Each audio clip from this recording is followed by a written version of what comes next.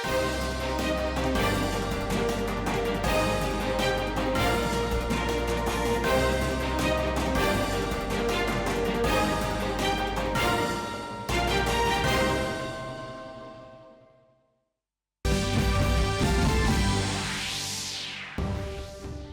Season के लिए phosphatic व पोटाशिक उर्वरकों पर सब्सिडी दरों को दी मंजूरी। किसानों को सस्ती कीमत पर डीएपी तथा अन्य उर्वरक होंगे उपलब्ध।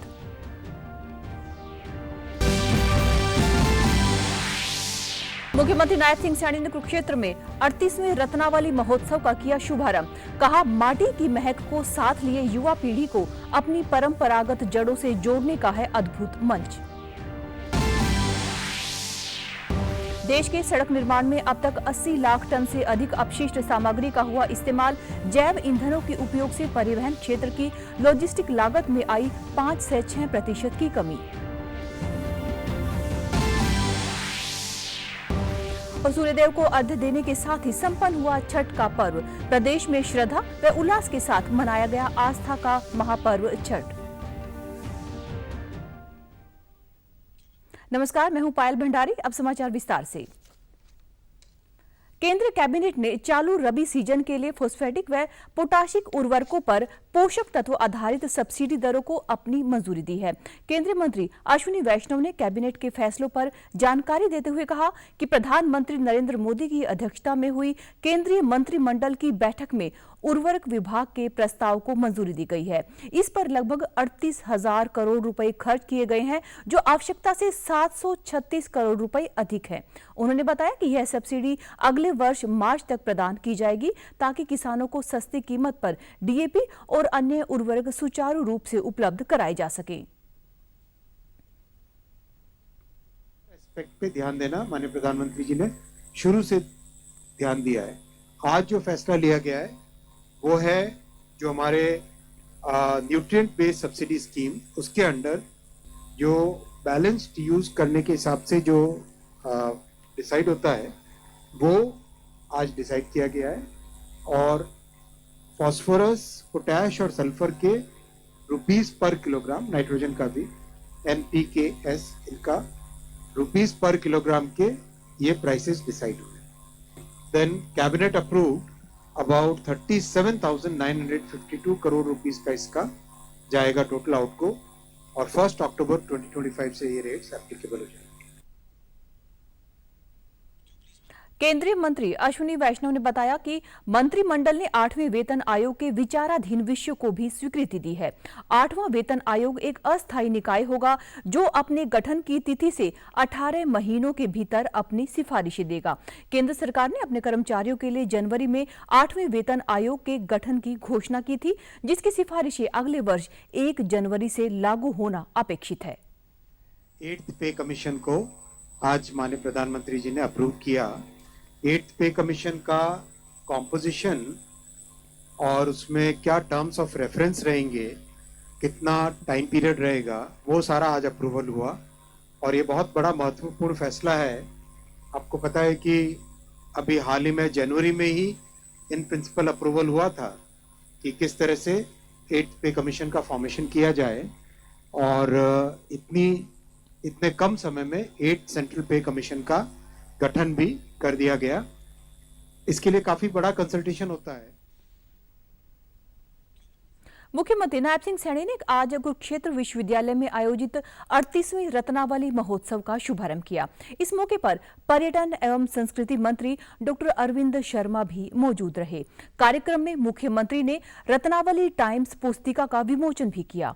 आज से शुरू हुआ यह महोत्सव 31 अक्टूबर तक चलेगा। इसमें 50 से अधिक संस्थानों के 3,500 छात्र छात्राएं हिस्सा ले रहे हैं और 34 विधाओं का मंचन भी किया जाएगा। यह हरियाणा की लोक संस्कृति, परंपरा तथा कला को जन जन तक पहुंचाने का माध्यम है। अपने संबोधन में मुख्यमंत्री नायब सिंह सैनी ने रत्नावली उत्सव को प्रदेश की गौरवशाली विरासत, माटी की महक और लोक जीवन की अद्भुत झांकी बताया। उन्होंने कहा कि यह एक ऐसा मंच है जो युवा पीढ़ी को अपनी परंपरागत जड़ों से जोड़ता है। इस मंच से निकलने वाले कलाकार न केवल प्रदेश बल्कि देश का नाम भी दुनिया में रोशन करते हैं। मुख्यमंत्री ने कहा कि सरकार का प्रयास है है कि यह शिक्षा व संस्कृति के बीच एक मजबूत सेतु का काम करे। सरकार प्रदेश को कृषि और औद्योगिक विकास के साथ साथ सांस्कृतिक धरोहर के केंद्र के रूप में स्थापित करना चाहती है। साथियों, यह विद्यार्थियों के व्यक्तित्व को निखारने का ये रत्नावली मंच हमें अवसर प्रदान करता है। हमारी संस्कृति में सादगी है, स्वाभिमान है, दूध दही का खाना है। हम सब जानते हैं देश के लिए मर मिटने का जज्बा हमारे हरियाणा के पास है। रत्नावली इन सब मूल्यों को उजागर करने वाला ये उत्सव है। सड़क परिवहन और राजमार्ग मंत्री नितिन गडकरी ने बताया कि राष्ट्रीय राजमार्गों के निर्माण में अब तक 80 लाख टन से अधिक अपशिष्ट सामग्री का उपयोग किया गया है। नई दिल्ली में आज स्मार्ट सड़कों का भविष्य विषय पर CII के सम्मेलन में उन्होंने कहा कि इथेनॉल और मेथनॉल जैसे जैव ईंधनों के इस्तेमाल से परिवहन क्षेत्र की लॉजिस्टिक लागत से 5 से 6% की इसमें कमी आई है।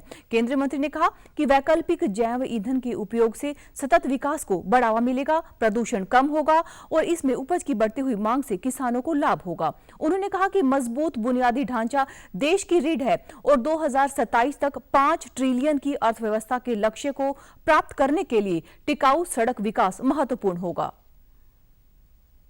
सॉलिड वेस्ट है वो करीब 50% जो है वो केवल 15 सिटी में है और उसको कोई उठाता है नहीं, सब गंदगी स्मेल फैल रहा है। तो इस बार अभी तक हमने 80 लाख टन ये जो लीगेसी वाली म्यूनिसिपल वेस्ट थी, सॉलिड वेस्ट, उसको सेग्रीगेट करके हमने वो रोड में डाली। डोलेरो अहमदाबाद रोड में, दिल्ली मुंबई हाईवे पे, UR2 में, ये गाजीपुर के टेकड़ी की 7 मीटर हाइट कम हुई। अगर उस समय यही बात पहले हो जाती तो दिल्ली मेरठ हाईवे में दिल्ली के चारों टेकड़ा में खाली कर देता। प्रदेश के कई हिस्सों में उल्लास और आस्था के साथ छठ का पर्व मनाया गया। व्रतियों ने 36 घंटे के निर्जला उपवास के बाद कल शाम को विभिन्न स्थानों पर सूर्य देव को अर्घ्य देने के साथ ही छठ माता से सुख समृद्धि व परिवार की सुख शांति की कामना की। लोगों के साथ मंत्री, सांसद और गणमान्य जन भी छठ पूजा में शामिल हुए। आज सुबह उगते हुए सूरज को अर्घ्य देने के साथ ही छठ महापर्व संपन्न हो गया। इस मौके पर विधानसभा अध्यक्ष हरविंदर कल्याण ने करनाला के काछवा पुल पर बने सूर्य मंदिर में माथा टेक कर छठ मैया से सर्व समाज की खुशहाली की कामना की है। उन्होंने लोगों को छठ महापर्व की बधाई देते हुए कहा कि छठ हर्षोल्लास और देश की खुशहाली का महापर्व है, जिसे हर साल परंपरागत ढंग से मनाया जाता है। विधानसभा अध्यक्ष ने कहा कि राष्ट्र, हरियाणा और क्षेत्र की तरक्की में पूर्वांचल के लोगों का विशेष योगदान रहा है। उन्होंने लोगों से भविष्य में भी भाईचारा बरकरार रखते हुए मिलकर क्षेत्र की प्रगति में योगदान देने की अपील की है। उन्होंने कहा कि लोगों की मांग पर पर्व मनाने की व्यवस्था की गई। पिछले साल उत्तम नगर में भी घाट बनवाया गया और भविष्य में इसका विस्तार किया जाएगा। घरोंडा में घाट की व्यवस्था भी की गई है। सर्व समाज को और विशेष रूप से पूर्वांचल समाज को बहुत बहुत बधाई और शुभकामनाएं देता हूं। जिस आस्था, जिस भाईचारे और प्रेम के साथ इस पर्व को हर वर्ष सभी मिलकर मनाते हैं, ये एक बहुत बड़ी मिसाल है। आज मैं विशेष रूप से पूर्वांचल समाज के बारे में कहना चाहूँगा कि वो एक मेहनती समाज है और पूरे देश की तरक्की में, हरियाणा प्रदेश की तरक्की में, हमारे क्षेत्र की तरक्की में समाज का एक बहुत बड़ा योगदान है और मिलकर आगे भी हमें इसी प्रकार से आगे बढ़ना है। आज मैं पूरे समाज की सुख समृद्धि, खुशहाली की कामना करता हूँ। छठ पर्व सेवा समिति के अध्यक्ष सुरेश कुमार यादव ने कहा कि प्रदेश सरकार की तरफ से छठ पर्व मनाने के लिए प्रत्येक स्थान पर अच्छी सुविधा प्रदान की गई है। छठ को लेकर लोग उत्साहित रहे हैं। उन्होंने कहा कि आज उगते सूर्य को अर्घ्य देने के साथ ही छठ पर्व संपन्न हो गया। यहाँ सभी व्यवस्थाएं बहुत अच्छी तरह सिंचाई विभाग द्वारा, लोकल प्रशासन के द्वारा सभी कार्यक्रम बहुत बढ़िया तरह निपट रहा है। भारतीय जनता पार्टी के सरकार ने बहुत काम किया है। यहाँ नहीं, हर जगह, जैसे रोहतक में भी घाट बनाया गया है, पानीपत में भी घाट बनाया है, जो जैसे जगाधरी में भी घाट बनाया गया है, छोटा सा एक कस्बा इंद्री है वहाँ भी घाट बनाया गया है हरियाणा सरकार के द्वारा। हरियाणा सरकार यहाँ बहुत अच्छी तरह काम कर रहा है छठ पर्व वालों के लिए, पूर्वांचल वासियों के लिए।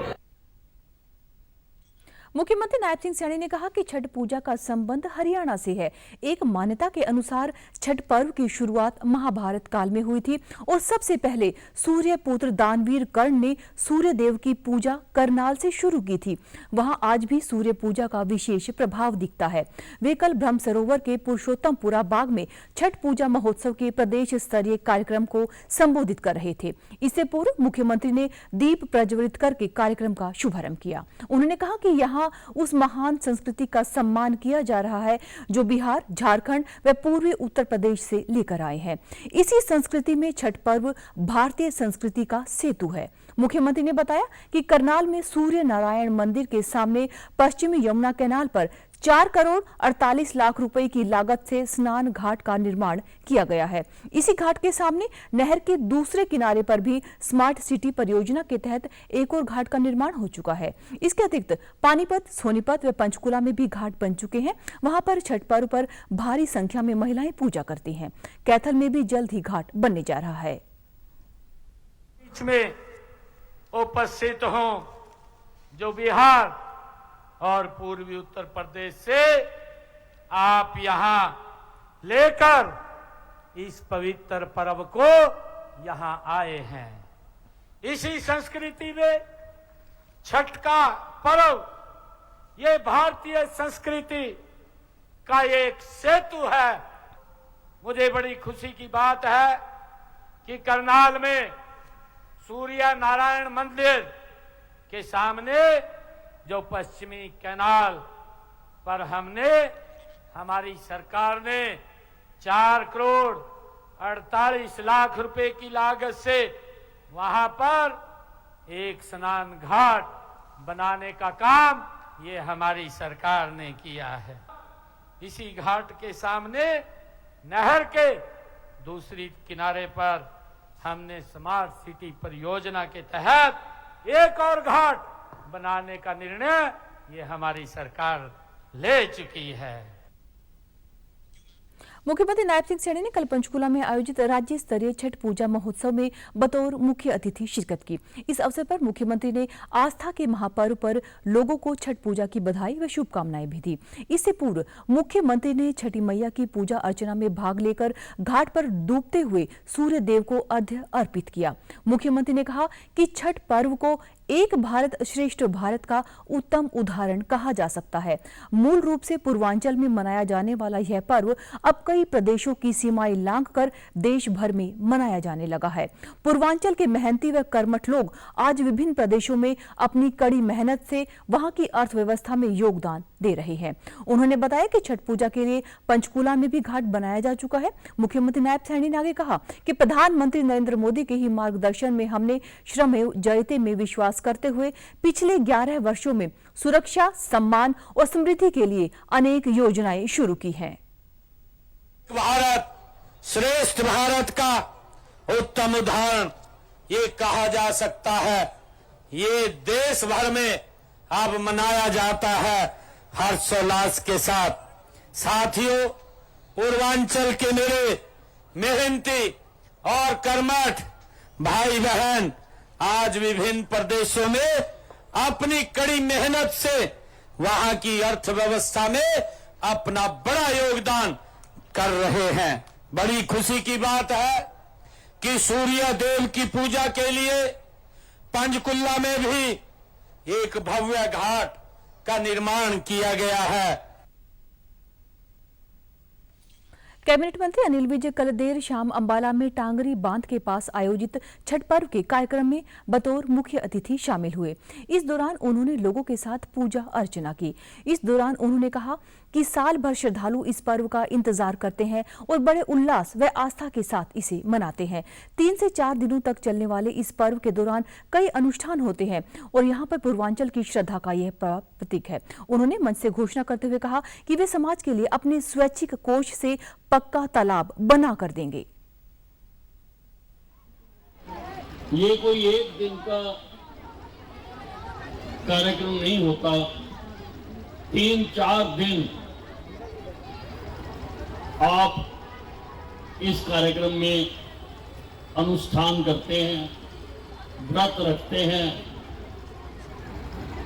और अर्घ्य देते हैं सूर्य को, और कई प्रकार के आप इसके लिए आयोजन करते हैं। आप कहीं पर भी कोई तालाब ढूंढ लो, उसमें जितने पैसे लगेंगे मैं लगा दूंगा, पक्का एक घाट बना दूंगा, पक्का तालाब बना दूंगा, जगह कहीं पे ढूंढ लो। भगवान सूर्य और छठी मैया की उपासना के पर्व छठ पर सोनीपत में छोटी बड़ी 50 से अधिक नहरों सहित तालाबों पर पूर्वांचल के लोगों ने पूरी आस्था व श्रद्धा भाव के साथ पूजन किया। जिले में 1.5 लाख से अधिक लोगों ने छठ पर्व पर पूजा भी की। इसे लेकर प्रशासन की तरफ से सुरक्षा व्यवस्था की गई। कल शाम को नहर, तालाबों के अलावा 8 वैकल्पिक घाटों पर डूबते हुए सूर्य को अर्घ्य दिया गया व सुबह उगते सूर्य को अर्घ्य देकर यह पर्व संपन्न हुआ। इस दौरान 36 घंटे का निर्जला तपस्या व्रत के बाद आज सुबह उदयमान सूरज को अर्घ्य देकर श्रद्धालुओं में व्रत को पूरा करने के बाद की खुशी दिखी। डीजे पर छठी मैया के गीतों की धुन बजती रही। रात में कई स्थानों पर जागरण हुआ, जिसमें कलाकारों के द्वारा बढ़िया प्रस्तुति भी दी गई। देश में बहुत महिमा है, हमारे बिहार यूपी में तो बहुत ज्यादा। आज यहाँ आकर मुझे लग रहा है मैं अपने देश आ गई, अपने गांव बिहार आ गई हूँ। बहुत अच्छा लग रहा है। मैं छठ परमेश्वर से प्रार्थना करती हूँ हमारा परिवार हमेशा सुखी संपन्न रहे, हमारा देश आगे बढ़े, भविष्य उज्जवल हो, हमारे युवा वर्ग बहुत अच्छे संस्कार लें, देश के आधार है, देश को आगे बढ़ाएं। छठ पूजा एक सारे परिवार की सुख शांति, राष्ट्र की सुख शांति और समाज की सुख शांति के लिए होता है। ये सूर्यदेव पूरे पृथ्वी को ही एनर्जी देते हैं, इसलिए परिवार में एनर्जी रखते हैं। ये छठ महापर्व बिहार का श्रेष्ठ पर्व है, इसमें सब कुछ भगवान शिव को और सूर्य भगवान को समर्पित करते हैं। छठ मैया की कृपा से आज सूर्य उदय की पूजा हुई है और समापन हो गई है, और प्रशासन की तरफ से सारी व्यवस्था थी और प्रशासन की तरफ से किसी तरह की उलझन और समस्या नहीं आई। उधर पानीपत में भी लोक आस्था के महापर्व पर आज उगते सूर्य को अर्घ्य देकर छठ पूजा का पर्व धूमधाम से संपन्न हुआ। इससे पहले जिले में 9 मुख्य घाटों पर 3 लाख से ज्यादा व्रतधारियों ने 36 घंटे के निर्जला उपवास पर शाम को सूर्य को अर्घ्य देते हुए छठ माता के आशीर्वाद की कामना की। व्रतियों ने नदियों तथा तालाबों में स्नान किया और जल लेकर घर पहुंचे। अपने बेटा और पति के लिए किया जाता है, अपने परिवार के मंगल कामना के लिए किया जाता है। और 5 बजे भोर से हम लोग आए हुए हैं और हमारा व्रत खुल गया है और हम लोग जाने की तैयारी में है। बहुत खुशी है, हम लोग सुविधाएं बहुत अच्छा है। मैं छठ मैया का व्रत किए हैं, 3 दिन हो गया है। खरना, कदवा भात, संझका अर्घ, सुबह भी अर्घ, भगवान का प्रसाद लेकर अर्घ उठाएं, सुख शांति के लिए, बाल बच्चा के सुख शांति के लिए, घर परिवार के सुख शांति के लिए हुआ। हमने 4 बजे सुबह आए हैं, पानी में खड़े हुए हैं, सूर्य देवता उगा है 8 बजे, 8 बजे रख दे के हमने पूरा किए उनको व्रत। प्रशासन थी, उसको देखभाल था, पुलिस उलिस वाला था सारे। कैबिनेट राज्य मंत्री गौरव गौतम ने पलवल के गांव अगवानपुर में आयोजित छठ पूजन महोत्सव में बतौर मुख्य अतिथि शिरकत कर छठ मैया का आशीर्वाद प्राप्त किया। इस अवसर पर उन्होंने छठ महापर्व की हार्दिक शुभकामनाएं देते हुए सबके मंगलमय जीवन की कामना भी की। उन्होंने कहा कि छठ केवल पूजा नहीं बल्कि सामाजिक समरसता का भी उत्सव है। छठ महापर्व केवल धार्मिक अनुष्ठान नहीं बल्कि भारतीय संस्कृति का वह उज्जवल प्रतीक है जो हमें एकता, समरसता, स्वच्छता और श्रद्धा का संदेश देता है। मुख्य रूप से बिहार व उत्तर प्रदेश सहित देश के विभिन्न हिस्सों में मनाया जाने वाला यह पर्व लोगों की आस्था तथा विश्वास का केंद्र बन गया है। उन्होंने कहा कि आज जब आधुनिकता के दौर में जीवन शैली तेजी से बदल रही है, छठ का पर्व हमें हमारी जड़ों, हमारी संस्कृति और हमारे प्रति समाज के प्रति बदलती हुई जिम्मेदारी की याद दिलाता है। इतना आध्यात्मिक ऊर्जा, सकारात्मकता और हम सबको एक हिंदुत्व समाज में जोड़ने का ये महापर्व, हम इसको और दिव्य और भव्य बनाने के लिए काम करेंगे। और मैं आपसे आग्रह करता हूं कि इसको समाज के अलग अलग लोगों को आप आमंत्रण करके और अच्छे तरीके से, क्योंकि एक ऐसा पर्व है जिसमें सबसे ज्यादा शुद्धता, पूरी शिद्दत से इस पर्व के लिए हमारी माताएं बहनें इस पर्व को मनाने के लिए तप तपस्या जैसा काम करती हैं। इससे बड़ा पर्व हिंदू संस्कृति में, सनातन संस्कृति में होता नहीं है। स्वच्छता के विशेष अभियान 5.0 के तहत सूचना और प्रसारण मंत्रालय के उप सचिव ब्रिजेश गोदरा ने आज दूरदर्शन, आकाशवाणी, सीबीसी और पीआईबी के चंडीगढ़ स्थित कार्यालयों में स्वच्छता का निरीक्षण किया। सूचना एवं प्रसारण मंत्रालय के द्वारा देश भर के अपने कार्यालयों में स्वच्छता की स्थिति का आंकलन करने के लिए नोडल अधिकारियों के द्वारा दौरे किए जा रहे हैं। इसके तहत नोडल अधिकारी ब्रिजेश गोदरा आज चंडीगढ़ पहुंचे। इस निरीक्षण में दूरदर्शन चंडीगढ़ के क्लस्टर प्रमुख सुमित गोयल, कार्यक्रम प्रमुख उमेश कश्यप, समाचार विभाग की प्रमुख आकांक्षा सक्सेना, समाचार संपादक गौरव पटवाल सहित केंद्र के अन्य अधिकारी व कर्मचारी भी उपस्थित रहे। इस दौरान ब्रजेश गोदरा ने केंद्र परिसर में स्वच्छता के लिए किए जा रहे कार्यों का जायजा लिया तथा साफ सफाई की जांच परख की। उन्होंने केंद्र के प्रबंधों का भी जायजा लिया। उन्होंने दूरदर्शन चंडीगढ़ से तैयार किए जा रहे कार्यक्रमों के बारे में भी जानकारी हासिल की तथा उन्होंने डीडी चंडीगढ़ के कार्यों की सराहना की और सभी से स्वच्छता अभियान में बढ़ चढ़कर भाग लेने की अपील भी की। उन्होंने आगे कहा कि स्वच्छता अभियान कुछ दिनों व सप्ताहों का अभियान नहीं बल्कि यह एक निरंतर प्रक्रिया है जिसमें हमें सुचारू रूप से अपना योगदान देना चाहिए। उन्होंने अपने इस दौरे पर दूरदर्शन परिसर में एक पौधा भी लगाया। जो यहाँ की व्यवस्था देखी है, काफी स्टेशन साफ सुथरा है, नीट एंड क्लीन है, हर्बल गार्डन बहुत अच्छा है, लोगों में एक जागरूकता है, बहुत अच्छी बात है। और आई विश कि ये चीज़ें अपने आप में बनी रहे और ये जो मिशन है एक लिमिट तक नहीं रहना चाहिए। It will be a continuing process. ये बहुत ज़रूरी है कि हम इसको एक सीमा में ना बांध के इसको पूरे साल निरंतर इसको हम कोशिश करते हैं करने के लिए। राज्यपाल प्रोफेसर असीम कुमार घोष ने कल रोहतक के वैश्य शिक्षण संस्थान में आयोजित एक समारोह में बतौर मुख्य अतिथि शिरकत की।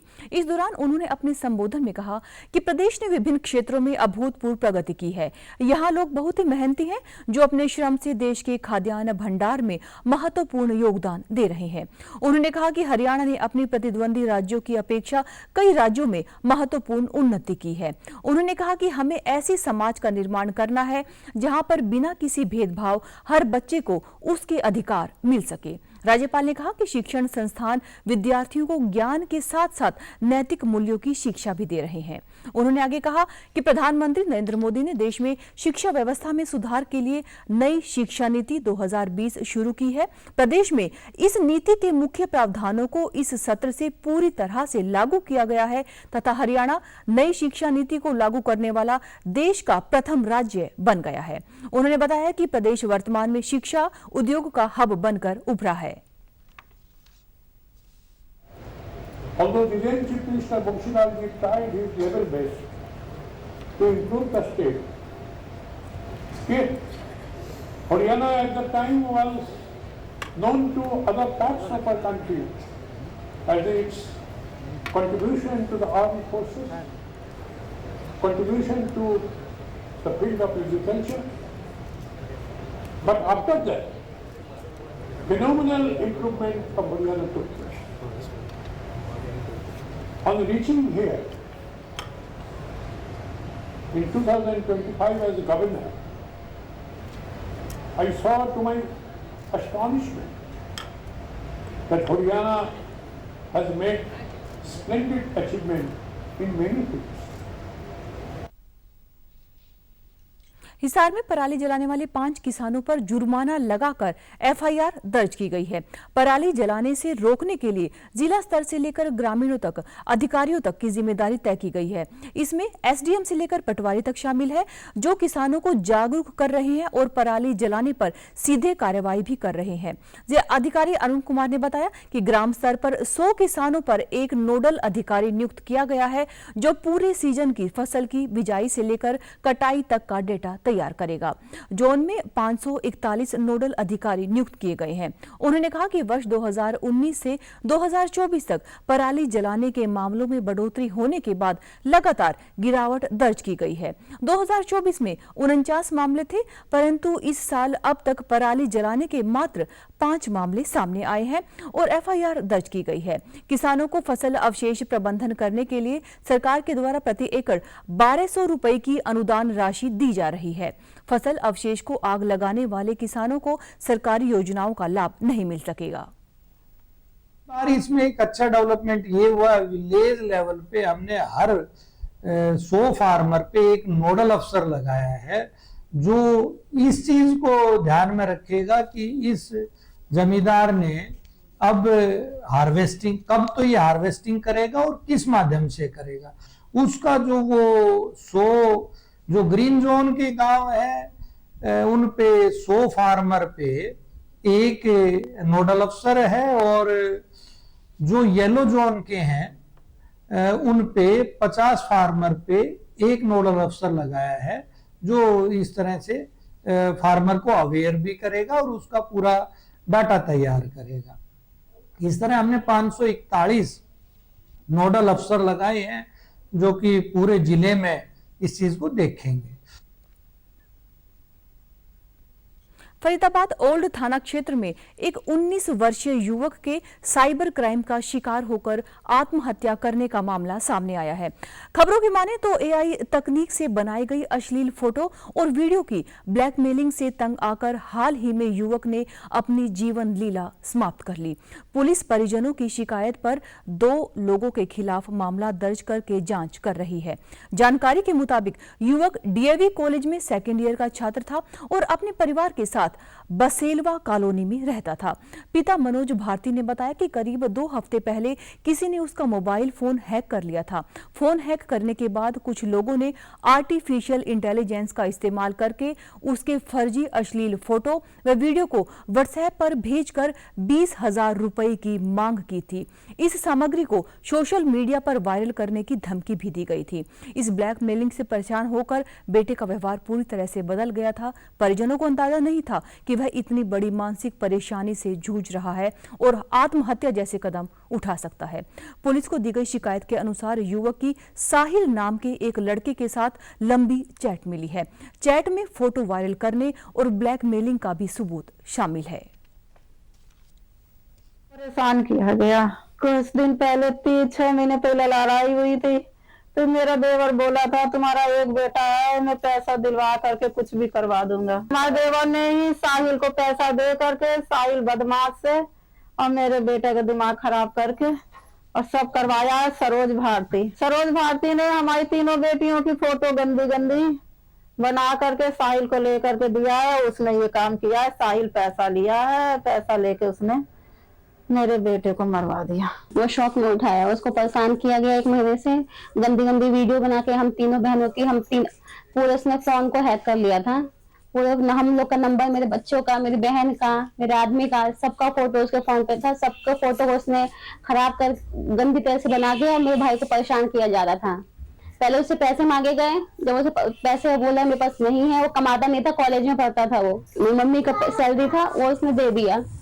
बोले मेरे पास अब कोई चारा नहीं है, मैं क्या करूं। उसने बोला तुम मर जा। तो जहर उसने रात में जहर लाके दिया है मेरे भाई के हाथ में, कहा ये अच्छा वाला क्वालिटी का है, 2 घंटे के अंदर तू अच्छे से चला जाएगा। पुलिस पीआरओ यशपाल ने बताया कि पिता की शिकायत पर एफआईआर दर्ज की गई है और आरोपियों की तलाश की जा रही है।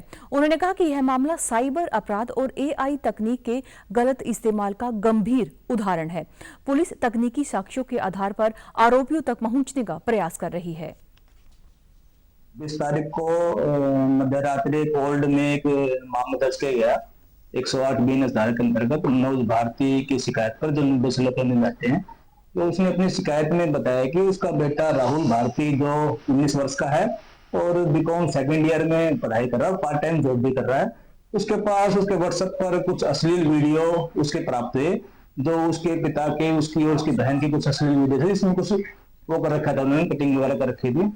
तो उस रेवाड़ी के पोसवाल चौक स्थित एक ट्रांसपोर्टर के कार्यालय पहुंचकर 1 करोड़ की रंगदारी मांगने के चारों आरोपियों की रेवाड़ी पुलिस ने शहर के बीचों बीच शिनाख्त परेड निकाली। इस दौरान लोगों की भीड़ बदमाशों की वीडियो बनाती हुई नजर आई और पुलिस जिंदाबाद के नारे भी लगाए।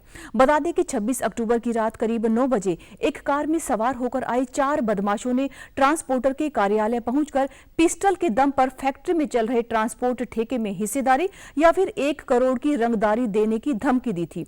इसके बाद बदमाश ट्रांसपोर्टर को गोली मारने की धमकी देकर फरार हो गए। सूचना के बाद पुलिस ने रात को ही मुख्य आरोपी रवि सहित 3 अन्य को गिरफ्तार कर लिया। मॉडल टाउन थाना पुलिस ने आज करीब 12 बजे शहर के अंबेडकर चौक से माता चौक और पोसवाल चौक स्थित घटना स्थल पर तक शिनाख्त परेड निकाली।